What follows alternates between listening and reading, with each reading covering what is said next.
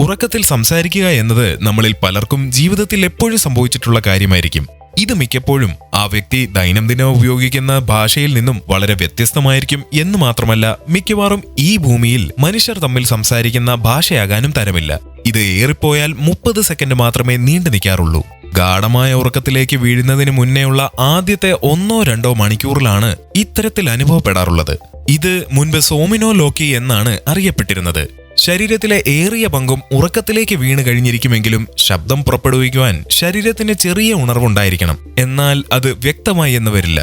അതുകൊണ്ട് തന്നെ ഇത്തരത്തിലുള്ള ഉറക്കത്തിനിടയിലെ സംസാരത്തിന്റെ വിഷയം മനസ്സിലാക്കാൻ വളരെ പ്രയാസമാണ്. ചിലപ്പോൾ ഇവ വർത്തമാനകാലത്തിലെ ജീവിതവുമായി ഒരു ബന്ധവുമില്ലാത്ത വളരെ പഴയ കാര്യങ്ങളെപ്പറ്റിയായിരിക്കും.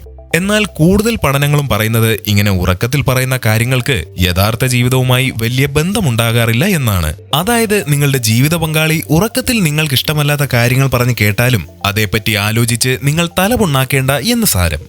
ഇനി ഇതിന്റെ പിന്നിലെ കാര്യം എന്തായിരിക്കുമെന്ന് എപ്പോഴെങ്കിലും ആലോചിച്ചിട്ടുണ്ടോ? ജീവിതത്തിൽ സ്ട്രെസ് കൂടുന്നത്, ഡിപ്രഷൻ, ഉറക്കക്കുറവ്, മദ്യപാനം, പനി തുടങ്ങിയവ കാരണം ഇങ്ങനെ ഉണ്ടാകാം എന്നാണ് പറയുന്നത്.